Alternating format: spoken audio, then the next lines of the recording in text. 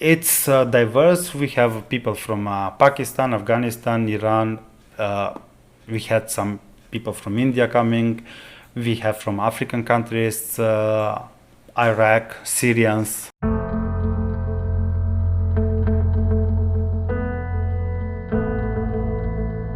When the refugees arrive in the country, if it's in the borderlines, they go through the camps. We have lawyers there in the camps. So after they are being registered there, we do speak with them, take information how they have traveled, from which country they have entered, but also we do provide what are the legal possibilities for them to get protection in the country. We do run the representation, we do lead the procedure before the administrative bodies, that is the Ministry of Interior, section for asylum, and before the courts, administrative courts, which are done by our lawyers and attorneys. After that, they claim the asylum protection in the country. They're being interviewed from the section from asylum, and if they can prove their well-founded fears and other proofs that they have been subject to persecution, they will probably get protection in the country. But if they cannot prove it, I mean, it's up to the institutions to decide whether they qualify or not.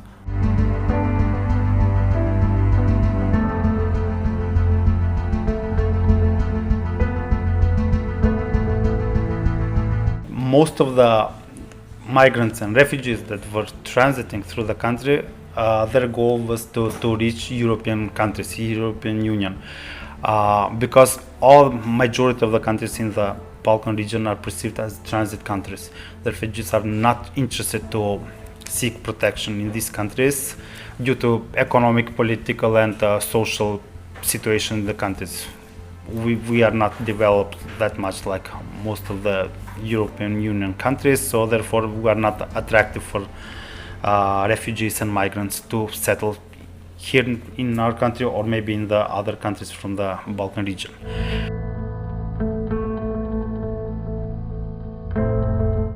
The borders were closed with a coordinated decision between the Balkan countries and some of the EU countries.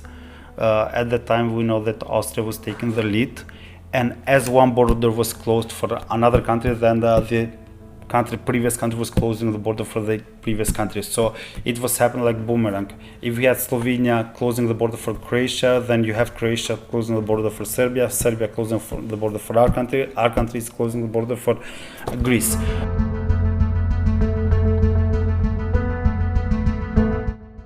All of those who are being intercepted by the police are offered, before they're being pushed back to one of the countries, are offered the opportunity to stay in the transit centers. Some of them accept, some of them don't accept, but now the people who accept to reside in those centers, they usually stay for a couple of days before they move on.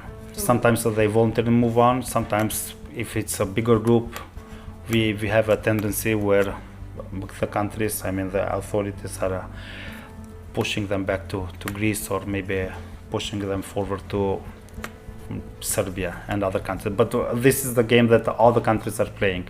One group is entering to Greece from our country, from Greece another group is entering to our country, then we have the same situation in the northern border.